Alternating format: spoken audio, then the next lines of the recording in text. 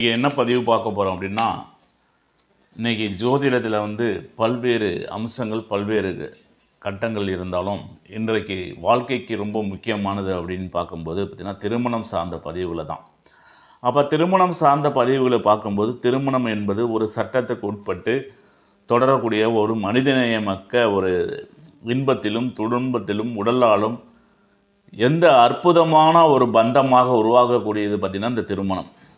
உண்மையிலே இந்த திருமணம் சார்ந்த விஷயங்கள் பார்த்தீங்கன்னா ஒரு வளர்ச்சிக்கு ஒரு பரிணாம வளர்ச்சிக்கும் ஆணுக்கும் பெண்ணுக்கும் ஒரு உந்துதலும் ஆணுக்கும் பெண்ணுக்கும் ஒரு பரஸ்பரமும் உயர்நிலை அடையக்கூடிய ஒரு முக்கிய பண்புன்னு சொல்ல அப்படின்னா அந்த திருமணம் தான் சொல்ல முடியும். இந்த திருமண வயது எழுவதற்கு முன் குழந்தை பருவத்தை கடந்து வாலிப பருவம் அடைந்து தந்தை தாயின் மீது அன்பு செலுத்தி அதற்கு பிறகு தனக்குன்னு ஒரு துணையை எடுத்துக்கொண்டு ஒரு கௌரவமான ஒரு அரவணைப்பான ஒரு படித்து ஒரு வேலை தேடி குடும்பத்துக்கு தேவையான சுகபோகங்களை மேலே அனைத்தும் கிடைத்த பிறகு தனக்கென்று ஒரு வாழ்க்கை துணையை அமைத்துக் கொள்வது என்பது தான் திருமணம்னு சொல்கிறோம். இதுதான் மனித வாழ்க்கையில் ரொம்ப முக்கியமான காலகட்டமாக சொல்லப்படுகிறது. அப்போ மனித வாழ்க்கையில் பார்த்திங்கன்னா 25 வயது முதல் 50 வயது வரை உள்ளவர்கள் மிக சுறுசுறுப்பாகவும் மிகுந்த ஆரோக்கியத்துடனும் பல்வேறு காலகட்டங்கள் இருந்தாலும் திருமணமானது சமூகத்துக்கும் தன் அந்தஸ்துக்கும் கௌரவத்துக்கும் ஒரு முக்கிய பங்கு வகிக்கிறதுனா கண்டிப்பாக முக்கியமான பங்கு தான் சொல்லலாம். இந்த திருமணமானது ஒரு சிலர் காதலித்து திருமணம் செய்து கொள்கிறார்கள், ஒரு சிலர் பார்த்திங்கன்னா தனக்கு பிடித்தவரை பெற்றோர் சம்மதத்துடன் திருமணம் செய்து கொள்கிறார்கள், ஒருவருக்கு ஒன்றுக்கும் மேற்பட்ட திருமணம் நடக்கிறது. இப்படி முரண்பட்ட முடிவுகள் எல்லாமே ஏற்படுவதற்கு காரணம் என்னமாக இருக்கும் அப்படின்னு திருமணம் சார்ந்த ஆய்வுகளை எல்லாம் எடுத்து பார்க்கும்போது இந்த திருமணம் சார்ந்த இந்த சடங்குகள் இது ஒரு சடங்காக மட்டும் பார்க்கக்கூடாது.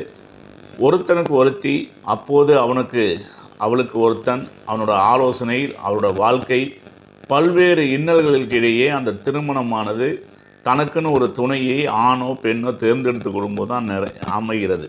அப்போ ஜோதிட ரீதியாக இது எந்த அளவுக்கு சார் நடக்குது அப்படின்னு பார்த்தோம் அப்படின்னா, ஜோதிடத்தில் 2ஆம் இடத்தையும் 3ஆம் இடத்தையும் 5ஆம் இடத்தையும் 7ஆம் இடத்தையும் 9ஆம் இடத்தையும் 12ஆம் இடத்தையும் எடுத்து ஆய்வு செய்யும்போது இது மட்டுமா முக்கியமா அப்படிங்கும்போது அது மட்டும் இல்லாமல் அதோடத்தில் ஜாதக கட்டத்தில் இருக்கிற துணை அம்சம்னு ஒன்று சொல்லியிருப்பாங்க, கட்டம் நவா அம்சம்னு சொல்லியிருப்பாங்க. இந்த ரெண்டுமே முக்கியமாக செயல்படுதுன்னா கண்டிப்பாக ரெண்டுமே முக்கியமானதான். ஏன் இந்த முக்கியமானதுன்னு சொல்லப்படுகிறதுனா இந்த ஜாதக ரீதியாகவே பார்த்திங்கன்னா அவங்களோட ராசி கட்டத்தில் சிறப்பான அமைப்பு இருந்திருந்தாலும் நவாம்ச கட்டத்தில் சிறப்பற்ற ஒரு அமைப்புகள்லாம் இருக்கும்போது அவங்களுக்கு ஒரு சிலருக்கு மிக 25 வயதிலேயே திருமணம் நடைபெறுது, 19 வயசில் திருமணம் நடக்குது, 40 வயதும் கடந்து திருமணம் ஆகாதவர்கள் இருக்காங்க, 48 வயது 50 வயதும் கடந்து திருமணம் ஆகாத நிலையிலே இருக்குது. ஆனால் கண்டிப்பாக நிறைய ஜாதகங்கள் இருக்குது. அப்போ அதெல்லாமே அவங்க ராசி கட்டத்தை மட்டும் இல்லாமல் நவாம்ச கட்டத்தையும் எடுத்து பார்க்கும்போது அவங்களோட சில திருமணங்கள் திருமணமே இல்லை என்ற முடிவுக்கு வரக்கூடிய சூழலும் இருக்குது. திருமணத்துக்கு பிறகு குழந்தை பாக்கியம் இருக்கான குழந்தை பாக்கியமே இல்லாமல் சூழல்லாம் போகுது. இதற்கெல்லாம் முக்கிய பங்காக விளக்கக்கூடியது பார்த்திங்கன்னா அந்த துணை அம்சம்னு சொல்லக்கூடிய நவாம்சத்தையும் அம்ச கட்டத்தையும் ஆய்ந்து அறிந்து பலன் சொல்லும் போது பார்த்திங்கன்னா நிறைய விஷயங்கள் உங்களுக்கு புலப்படுமானா கண்டிப்பாக புலப்படும். அப்போ இங்கே நவாம்சம் முக்கியமா அப்படின்னு பார்க்கும்போது நவாம்சம் முக்கியமானதே கண்டிப்பாக எடுத்துக்கணும். அதுமாதிரி இந்த நிகழ்வுக்கு எல்லாமே திருமணத்திற்கான பாவகமான 7ஆம் பாவகத்தை மிக மிக மிக முக்கியமாக எடுத்து அந்த 7ஆம் பாவகத்தில் எந்த பாவகத்தில் போய் அமர்றாரு, லக்னத்தில் அமர்றாரா, 2ஆம் இடத்துல அமர்றாரா, 3ஆம் இடத்துல அமர்றாரா அப்படிங்கிற விஷயத்தையெல்லாம் எடுத்து பார்த்து சீர்தூக்கி அந்த கிரகத்துக்கூட அதிபதி என்ன, காரகம் என்ன, ஆதிபத்தியம் என்ன அப்படிங்கிற விஷயத்தெல்லாம் எடுத்து ஒன்றோடு ஒன்று தொடர்புபடுத்தி பார்த்தீங்கன்னா இந்த சமூக வளர்ச்சிக்கும் இந்த பக்தி மார்க்கத்திற்கும் ஒரு தீர்க்கமான செயல்களாக உருவெடுக்குதுன்னா கண்டிப்பாக உருவெடுக்குது. இந்த திருமண மகிழ்ச்சியை காரணிகளை அலசி ஆராய்ந்ததுக்குன்னு நமக்கு அந்த நவாம்ச கட்டமானது ராசி கட்டத்தோடு நவாம்ச கட்டத்தையும் இணைத்து தான் திருமண நிலைகளை ஆராய வேண்டும். பொதுவாக ஒருவரின் ஜாதக ராசி கட்டத்தில் லக்னம் அல்லது சந்திரனோட லக்னம் ரெண்டுமே பார்த்து அந்த நவாம்சத்தில் என்ன மாதிரி அமைப்பில் இருக்கார், ஒத்த வாழ்க்கை அவனுக்கு கிடைக்குமா அப்படிங்கிற விஷயத்தையெல்லாம் பார்த்து கண்டறிஞ்சோம்னா அப்படின்னா அந்த திருமண வாழ்க்கை சிறப்பாக இருக்கும். ஒரு சிலர் பார்த்திங்கன்னா திருமண வாழ்க்கை சிறப்பாக இருந்து திருமணம் மகிழ்ச்சியான காரணிகளை வந்து அலசி ஆராய்ந்து பார்க்கும்போது மன வாழ்க்கையில் வந்து ஒத்த திருமணம் அமைப்புலாம் வரணும் அப்படின்னா திருமணத்திற்கு ஒருவருக்கு அளிக்கப்பட்டதா திருமணம் வந்து என்பது ஒருவருக்கு அளிக்கப்பட்ட வரமா அல்லது சாபமா அல்லது அன்பளிப்பா அல்லது அழிவா என்பதையெல்லாம் அறிந்து ஆய்ந்து பார்க்க வேண்டும் என்ற முக்கியமான கட்டமாக கருதப்படுவது ஜாதக கட்டத்தில் 7ஆம் வீட்டு அதிபதி 7ஆம் வீட்டோட காரகல் அது மாதிரி சந்திரனுக்கு 7ஆம் வீட்டு அதிபதியும் சந்திரன் நின்ற அதிபதியும் அந்த 2ஆம் வீடு அப்படின்னு சொல்லக்கூடிய தனம் வாக்கு குடும்பஸ்தானத்தோட அதிபதியும் சொல்லுங்க படுக்கை அறை சுகத்தை அவனுக்கு அனுபவிக்கிறானா அப்படிங்கிற விஷயத்தை பார்க்கணும் அப்படின்னா 12ஆம் வீட்டு அதிபதியையும் பார்க்க வேண்டும். காம சுகத்துக்கான 8ஆம் வீடு பாவகத்தையும் புத்திர பாவத்திற்கான 5ஆம் வீடு பாவகத்தையும் மகிழ்ச்சிக்கான சந்தோஷத்துக்கான 4ஆம் வீடு பாவத்தையும்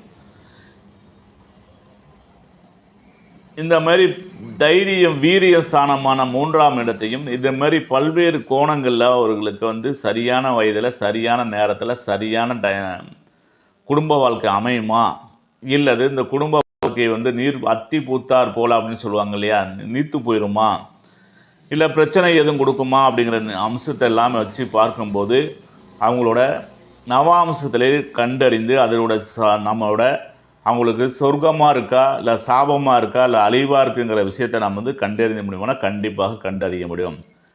இந்த திருமண வாழ்வு வந்து பார்த்திங்கன்னா பல்வேறு காரணங்களால் அழிவுகளை தருது அப்படின்னா கண்டிப்பாக தருது. அதில் பார்த்திங்கன்னா அதீத காம உணர்ச்சிகள் அதனால் அமையும் போது பார்த்திங்கன்னா திருமண வாழ்க்கையில் பல்வேறு பிரச்சனைகளை சந்திக்கக்கூடிய சூழல் ஏற்படுது. அது மாதிரி உணர்ச்சிகளின் மந்தமான துணை அமையும் போது உணர்ச்சியற்ற துணை, இப்போ வந்து பையன் நல்லா உணர்ச்சியோடு இருக்கான், பொண்ணு வந்து உணர்ச்சி இல்லாமல் இருக்கா அப்படின்னா அப்பையும் பிரச்சனை கொடுக்கும். இல்லை பொண்ணு உணர்ச்சியோடு இருக்கும், பையன் உணர்ச்சிகள் அற்று காணப்படுறாரு, தாம்பத்தியத்துக்கு ஈடுபட முடியல அப்படின்னாலும் அப்பையும் பிரச்சனை கொடுக்கும். இந்த சுய ஆரோக்கியமான விஷயத்திலும் ஆரோக்கியப்பட்ட துணையை அமைக்கும் போதும் பிரச்சனை கொடுக்கும். ஒருத்தர் ஆரோக்கியமாக உடல்நிலை நல்ல ஆரோக்கியத்தில் இருக்கார், இன்னொருத்தர் உடல்நிலை சீர் இல்லாமல் அடிக்கடி போது உடல்நிலை பாதிக்கப்படும் போதும் அப்பையும் பிரச்சனை கொடுக்கும். தாமதமான திருமணம் ஏற்படும் போதும் பிரச்சனை கொடுக்கும். அப்போ தாமதமான குழந்தை பிறப்பு, குழந்தையே இல்லை, அப்போ குழந்தை சம்மந்தப்பட்ட விஷயங்கள் வந்து குழந்தை பிறந்து இறந்து போயிடுது, இல்லை குழந்தையே எனக்கு பிறக்கலை இப்படிங்கும்போது பார்த்தீங்கன்னா பிரச்சனை கொடுக்குதுன்னா கண்டிப்பாக பிரச்சனை கொடுக்குது. அது மாதிரி மனநிலை, சரியான மனநிலை 2 பேர்த்துக்கும் பார்த்திங்கன்னா தாம்பத்தியம் நடைபெறும் போது அமைதியான மனநிலை இருக்க வேண்டும். இந்த அமைதியான மனநிலை இல்லைனாலும் பிரச்சனை கொடுக்குது. அதனால் பார்த்திங்கன்னா விவாகரத்து வரைக்கும் போயிட்டு இருவரும் சேர்ந்து வாழ்வதற்கான வாய்ப்புகள் எல்லாம் மிக மிக மிக கம்மியாயிருது. அதுமாதிரி வாழ்க்கையில் திருமணம் மறுக்கப்படும் போது ஏற்படும் வெற்றிடமான காரணமாக அமைச்சு பல்வேறு சிந்தனைகள் உருவாகி அதாவது தடம் மாறி போகிறதுக்கான வாய்ப்புகள்லாம் அமைதுன்னு சொல்லலாம். அப்போ பாவங்களோடு திருமண காரங்களோடு இணைந்த பிரிவினத்தை நாம் எப்படி இந்த காரணிகள் எல்லாம் சரிப்படுத்த முடியும் அப்படிங்கிற விஷயத்துக்கு பார்க்கும்போது அங்கே நவாம்சத்தை கட்டத்தை கண்டறிந்து அதில் இருக்கக்கூடிய நன்மை தீமைகளை நம்ம ஆராய்ந்து பார்க்குமானால் கண்டிப்பாக அந்த ஜாதகரோட நல்ல அமைப்பை சொல்லலாம்னா கண்டிப்பாக சொல்ல முடியும். இப்போது ஒரு ஜாதகர் பார்த்தீங்கன்னா இவருக்கு வந்து பார்த்திங்கன்னா லக்னம் பார்த்திங்கன்னா கடக லக்னம், லக்னத்திலே செவ்வாய், 8ஆம் இடத்துல சனி பகவான் இருக்கார், 9ஆம் இடத்துல சுக்கிரன் இருக்கார், 4ஆம் இடத்துல ராகு இருக்குது. இந்த மாதிரி அமைப்பு பெற்ற ஒரு ஜாதகம். அப்போ இவருக்கு வந்து பார்த்திங்கன்னா இயற்கையாகவே பார்த்திங்கன்னா முதல் திருமணம் முறிவுற்று 2ஆம் திருமணத்துக்கு போயிடுச்சு.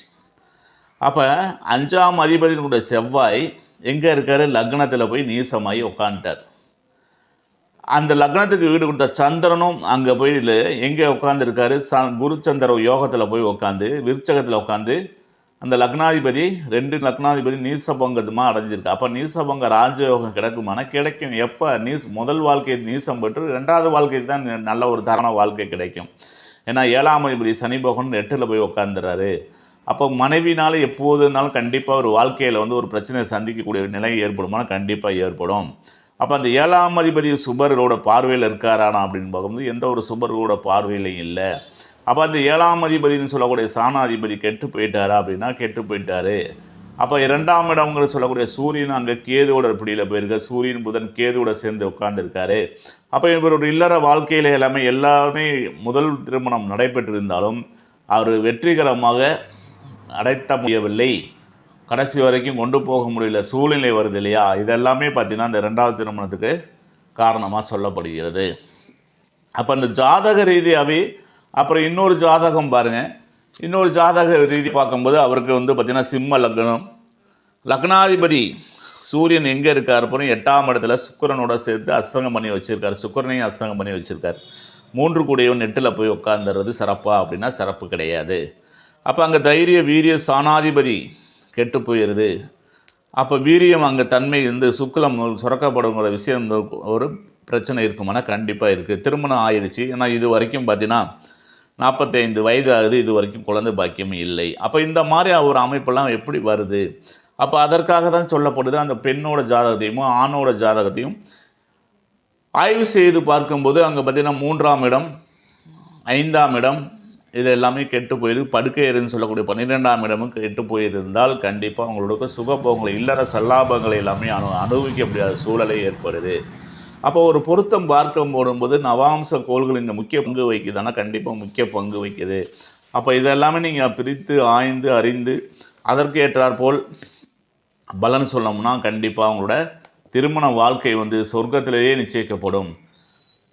அல்லல் படாமல் தொல்லப்படாமல் நல்ல ஒரு துணையை அமைத்து கொடுத்தோம்னால் வாழ்க்கையில் சிறப்புற்று வாழ்வதற்கு நல்லா சிறப்பாக இருக்கும். அதோடு முக்கியமில்லாமல் தசாபுத்திகளையும் ஆய்வு செய்ய வேண்டும். இங்கே தசாபுத்தி என்பது மிக மிக மிக முக்கியமானது. கால நிர்ணயங்களை நிர்ணயித்து கொண்டு 10 வருடம் 15 வருடம் பிரிந்து சென்றவர்கள் எல்லாம் நம்ம பார்த்துருக்கோம். நிறைய நட்சத்திரங்கள் பார்த்திங்கன்னா சினிமாவில் வரக்கூடிய நட்சத்திரங்களை நீங்கள் பார்த்துருப்பீங்க. 25 வருஷம் வாழ்ந்திருப்பாங்க, அதுக்கப்புறம் அந்த துணை விவாகரத்தை பற்றிட்டு அடுத்த திருமணம் செஞ்சுருப்பாங்க. இதெல்லாம் காரணம் என்ன அப்படின்னா அது கலாச்சாரம்னு நீங்கள் சொன்னாலும் அவங்களோட ஜாதக ரீதியாகவே அந்த பிரச்சனைகள் கண்டிப்பாக இருக்கும். இதற்கெல்லாம் முற்றுப்புள்ளி நீங்கள் ஒரு முடிவு தெளிவான முடிவு வைக்க வேண்டும். முற்றுப்புள்ளி வைக்க வேண்டும் என்றால் ஆண் பெண்ணோட ஜாதகத்தில் ராசி கட்டங்களையும் அதனோட திருமணத்திற்கு முக்கிய காரகமாக சொல்லப்படுகிற 2ஆம் இடத்தையும் 3ஆம் இடத்தையும் 4, 5ஆம் இடத்தையும் 7ஆம் இடத்தையும் 12ஆம் இடத்தையும் நன்கு ஆய்வு செய்து அவருடைய இல்லறமான வாழ்க்கைக்கு கொடுக்க வேண்டும். அத்துடன் தசா புத்திகளையும் ஆய்வு செய்ய வேண்டும். அத்துடன் நவாம்சங்களையும் ஆய்வு செய்ய வேண்டும். இந்த மாதிரி எல்லாம் நீங்கள் திருமணம் சார்ந்த விஷயங்களில் முடிவெடுத்து சரியாக இருக்கும் பட்சத்தில் உங்களோட இல்லற வாழ்க்கை நல்லறமாக அமையட்டும் என்று கூறி விடைபெறுகிறேன். நன்றி, வணக்கம். மீண்டும் அடுத்த பதிவில் சந்திப்போம். எனது தொலைபேசி எண்கள் 99 430 38 285. என்னிடம் நேரடியாகவோ ஆன்லைன் மூலம் ஜோதிடம் பார்க்கலாம். ஜோதிடம் பார்ப்பதற்கு முன் அனுமதி பெற்று வரவும். நன்றி, வணக்கம்.